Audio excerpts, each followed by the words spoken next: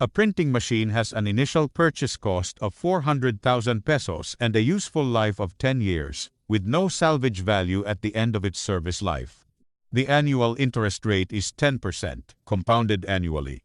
The machine requires 100,000 pesos per year in operating costs. Determine the equivalent uniform annual cost of owning and operating the machine.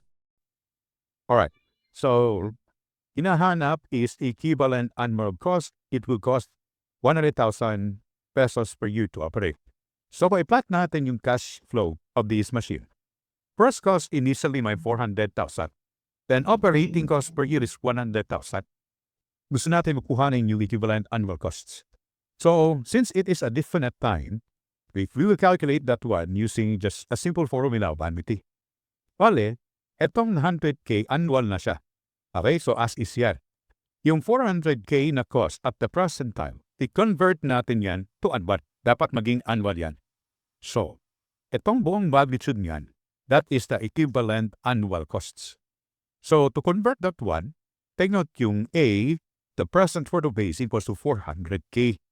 So, convert 400K to annual using the formula present worth of annuity.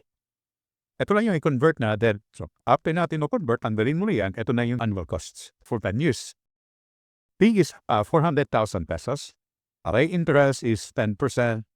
For 10 years, interest 10%. Ito yung A natin.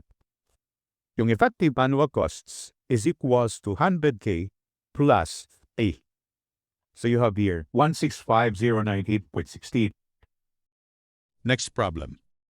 The DPWH is considering investing 90,000 pesos in a proposed project. The project will require an annual operating cost of 5,000 pesos and is expected to generate additional annual revenues of 20,000 pesos. Both the operating costs and the revenues will occur over a period of 10 years. Determine the interest rate associated with this investment. Okay, interest yung hinahanap. So we define natin, meron tayong first cost, 90,000 on the new project. The project cost is 5,000 per year, may annual cost, and meron ding annual revenues. Yung annual revenue natin is 20,000 per year, yung annual cost is 5,000 per year.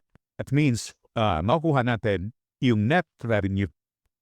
The net revenue would be 20,000 per year, subtract natin yung 5,000 per year. Net revenue yan. Ano yung interest? So, by inspection, there is annual revenue. Yung first cost natin, it is accept as the present worth of the money. So, actually, we can use the present worth formula for annuity. Ito yung formula ng annuity. Yung first cost is set as the present worth. Yung A na gagamitin natin dito is the net revenue. And yung hahanapin natin is the interest. Yung N is for 10 years. We continue for 10 years.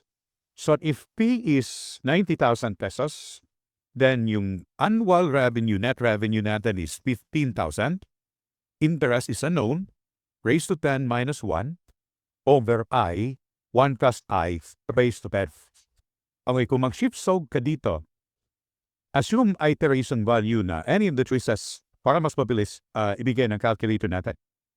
So yung sagot is 0.1056. It is letter P. Next problem. A machine was purchased for 400,000 pesos and is expected to have a salvage value of 20,000 pesos at the end of its 6-year service life. During its operation, the machine was used for 4,000 hours in the first year, 6,000 hours in the second year, and 8,000 hours in the third year. Over its entire 6-year life, it is estimated to operate for a total of 38,000 hours. Determine the depreciation accumulated at the end of the second year. Depreciation charge. So, actually, this is a straight line depreciation, but in terms of number of hours. The total depreciation charge per hour, pwede natin i-calculate using that one. Per hour yung gusto natin. So, first cost 400,000. Salvage value 20,000 over the total number of hours. Huwag mong gamitin yung years kasi per hour yung ating ginagamit for this problem. Yung analysis natin is per hour. So it is 10 pesos per hour yung depreciation. So the depreciation charge at the end of second year, that will be 10 pesos per hour. Multiply it by 6,000 hours. Bakit 6,000 hours? At the second year, nagamit siya ng 6,000 hours. At the second year. Second year yung hinahanap. Cancel yung hour. So you have depreciation charge at the end of second year, 60,000 pesos. Next problem.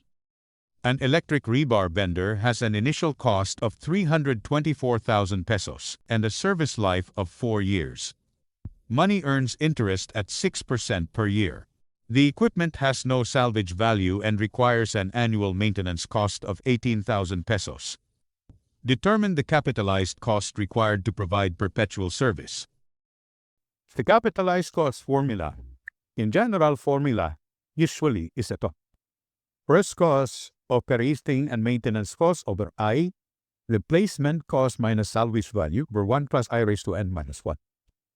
But since if there is no salvage value, we will neglect the salvage value given. So walang salvage value, eliminate that part in the formula. So matitira dyan, it is only this one. First cost, 324,000. Operating and maintenance cost annual. So 80,000 over interest 6%, 0.06. Ito lang yung magiging sagot, 624,000 pesos. Next problem. A proposed factory project requires a fixed capital investment of 8 million pesos and an additional 1.5 million pesos in working capital. The expected annual profit is 2 million pesos, and annual depreciation is estimated at 8% of the fixed capital investment. Determine the rate of return based on the total investment. Yung rate of return is usually per year.